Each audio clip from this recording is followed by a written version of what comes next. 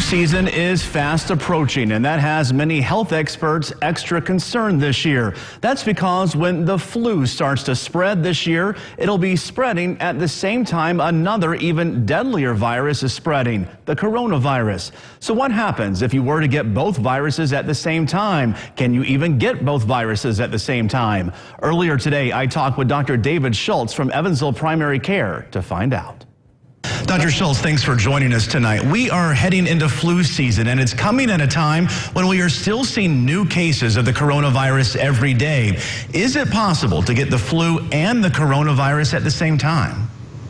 Well, Brandon, it certainly is possible to get both flu and coronavirus at the same time, but that's usually not going to be the case because generally if someone becomes ill with one of the two diseases, they're going to start isolating, stay indoors, and try to work and focus on getting over that infection with hopefully not giving it to another person. So we'll see some self-isolation as a result.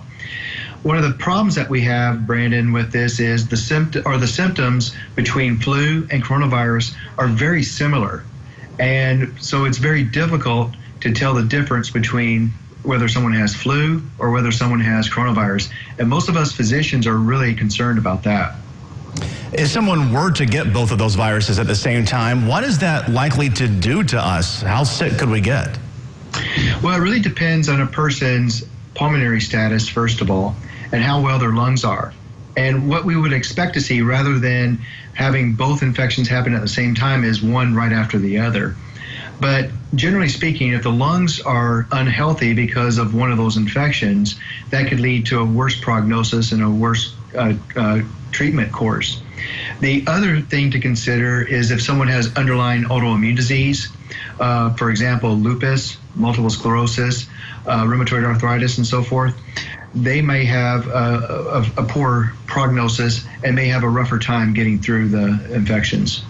I've already been seeing signs all around town saying, get your flu shot here. What do we know about this year's flu vaccine, and when should we get it? Well, Brandon, generally we recommend patients to start getting their flu vaccine after October 1st. And I would be very diligent this year to get that. They're still manufacturing flu vaccines, and we're trying to have enough for everybody. But again, I would try to get that October 1st or later. Some of the retail pharmacies already have it, and that's okay to get it there as well. And it's not really too early to get it right now, but Medicare guidelines recommend October 1st. Good to know. Well, other than getting that flu shot, should we be using the same preventative measures we use for the coronavirus for the flu? Brandon, I think you're bringing up a very important point. I think in the years past, we may have been a little bit lax on the approach to flu. After all, flu should not be a big deal, but we actually know that flu does kill a lot of people every year. Any year in our country, there's between 30,000 and 60,000 deaths from flu in a country where many people get their vaccinations. So flu is a very serious thing. And so we should be wearing our mask when people have flu.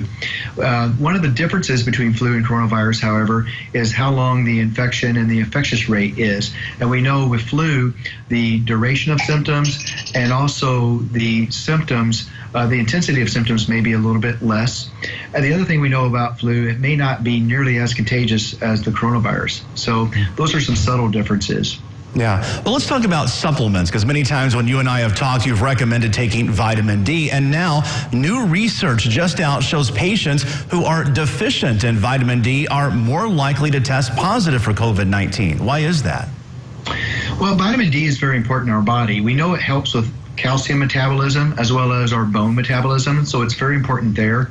But we also know it plays a very integral role in our immune system, and it works to help our immune cells work to fight against certain infections. And so as a consequence of that, we need vitamin D to be adequate so we can fight off disease and fight off infection. And so generally speaking, if you measure a vitamin D level, we want it to be somewhere between 40 and 80.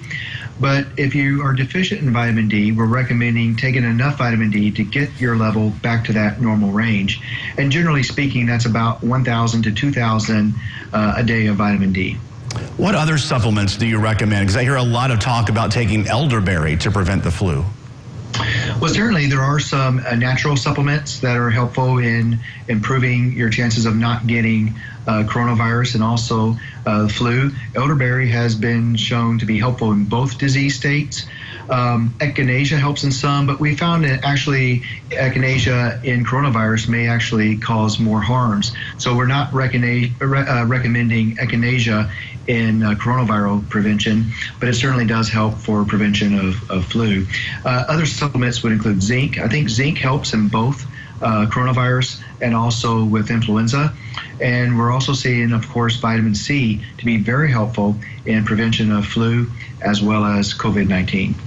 And I want to ask you about the coronavirus vaccine, because just a few days ago, AstraZeneca announced it is temporarily halting clinical trials due to a sudden illness in one of the participants there. Well, what does this mean in general for the hope of a vaccine?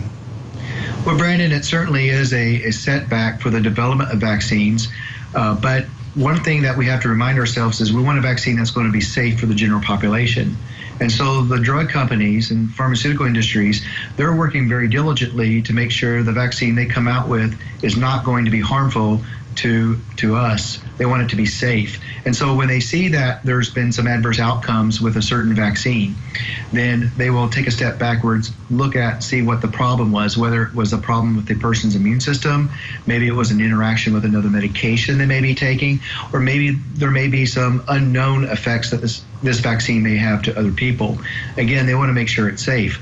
The reassuring news is it's not a ubiquitous problem. In other words, it's not affecting everybody. And so hopefully this is just an isolated incident and hopefully just a minor setback so we can move forward and get that vaccine out. Absolutely. Dr. David Schultz with Evansville Primary Care, thanks for joining us tonight. My pleasure.